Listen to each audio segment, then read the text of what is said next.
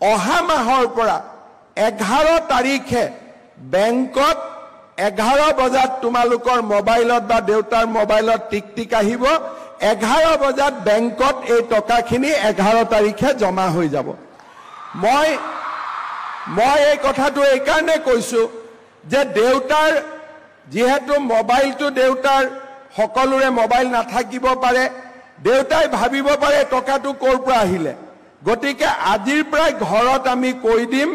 যে 11 তাৰিখে যিটো টকা বেংকত সোমাব সেইটোৱে হৈছে নিযুত মইনা আৰু এইটো মোবাইল দেউতাৰ মেছেজত যাব বা যাৰ নম্বৰ দিছা তাৰ মেছেজত যাব কিন্তু তোমালোকৰ একাউণ্টতে এই টকাটো সোমাব বেলেগৰ একাউণ্টত এই টকাটো নুসুমাই ইয়াৰ পিছত আমি পইচাটো পাই গৈ থাকিম কেতিয়ালৈকে পাম যে ফাৰ্ষ্ট ইয়াৰৰ পিছত পৰীক্ষা পাছ কৰি আমি সেকেন্ড ইয়াৰত নাম ভৰ্তি কৰিম সেকেন্ড ইয়াৰত আমি যদি পৰীক্ষা পাছ কৰো তেতিয়া আমি সেকেন্ড ইয়াৰৰ পইচা পাম কিন্তু কোনোবাই যদি ফাৰ্ষ্ট ইয়াৰৰ পৰীক্ষাত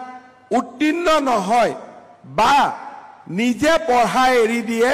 তেতিয়া হলে সেকেন্ড ইয়াৰত আমি নিযুত মইনা আঁচনি নাপাওঁ আৰু এটা সৰু ইয়াত শৰ্ত নহয় পৰামৰ্শ যে ছাত্ৰীসকলে তেতিয়া নিযুত মইনা আঁচনি পাব যাৰ বিৰুদ্ধে কোনো অভিযোগ নাথাকিব অৰ্থাৎ অভিযোগ মানে ক্লাছ নকৰা বা বিভিন্ন ধৰণৰ যিবিলাক আমাৰ স্কুলত যাক ভাল একাডেমিক এক্টিভিটি বুলি কোৱা নহয় সেই কাৰণে মই ছাত্ৰীসকলক অনুৰোধ কৰিম যে দ্বিতীয় বৰ্ষত এই পইচাটো যাতে আমি পাই থাকো তাৰ কাৰণে প্ৰথম গুৰুত্বপূৰ্ণ নিয়মানুৱৰ্তিতা নিজৰ চাৰিত্ৰিক গৌৰৱ আৰু আমাৰ পৰীক্ষাত পাছ কৰা এই সৰু সৰু শৰ্তকেইটা আমি পূৰণ কৰিব লাগিব বছৰত আমি 10 মাহ পাম 2 মাহ গৰম বন্ধ থাকে গৰম বন্ধৰ 2 মাহত এই পইচাটো আমি নাপাওঁ আমি স্কুল চলি থকা সময়তহে আমি এই পইচাটো পাম কোনোবাই দ্বিতীয় বৰ্ষত নাম লগালে কিন্তু স্কুলত নাহে এটেন্ডেন্স নাই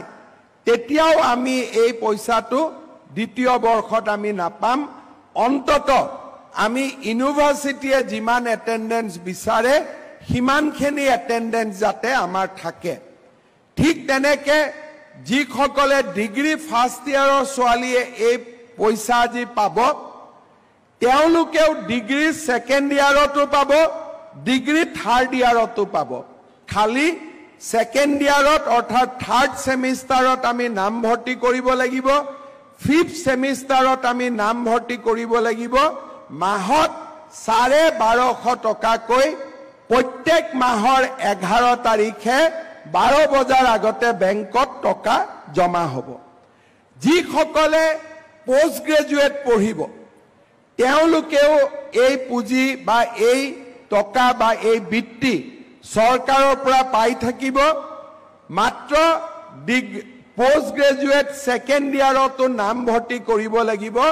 আৰু নিয়মীয়াকৈ ক্লাছত উপস্থিত থাকিব লাগিব এতিয়া বহুতে মোক কয় সেকেন্ড ইয়াৰৰ ষ্টুডেণ্টখিনিয়ে দ্বাদশ মানত পঢ়া ছাত্ৰীসকলে কয় যে মামা আমি নাপালো তোমালোকেও পাবা মাত্ৰ এইবাৰ ক্লাছ 12ত পাছ কৰি ডিগ্ৰী ফাৰ্ষ্ট ইয়াৰত এডমিশন ল'ব লাগিব কোনোবা সেকেন্ড ইয়াৰ আৰু ডিগ্ৰী থাৰ্ড ইয়াৰৰ ছোৱালীয়ে কৈছে যে আমি পোৱা নাই মই উত্তৰটো মোৰ এইটো হ'ব তোমালোকেও পাবা মাত্ৰ পোষ্ট গ্ৰেজুৱেটত নাম ভৰ্তি কৰাব লাগিব যদি কোনোবা ছোৱালীয়ে ডিগ্ৰী পঢ়ি থাকোতে বিয়া হৈ যায় তেতিয়াও এই পইচাটো পোৱা নাযাব কাৰণ এই পইচাটো আমি এই কাৰণে দিছো যাতে ডিগ্ৰীলৈকে আমি বিয়াত নবহো দেউতা মই বেয়া পাব নেকি আকৌ মই বিয়াত নবহো বুলি কোৱা কাৰণে আমি ডিগ্ৰীলৈকে বিয়াত বহিব নালাগে কিন্তু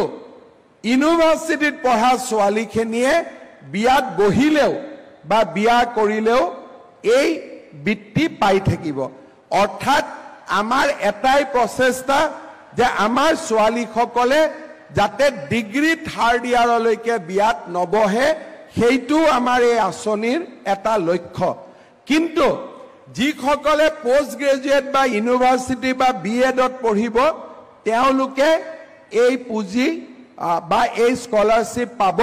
কাৰণ পোষ্ট গ্ৰেজুৱেট যোৱাৰ সময়ত ল'ৰা ছোৱালী বিয়া পাতিব লাগে বা বিয়া পতা নপতা নিজৰ সিদ্ধান্ত, তাত আমি পৰামৰ্শ দিব নোখোজো।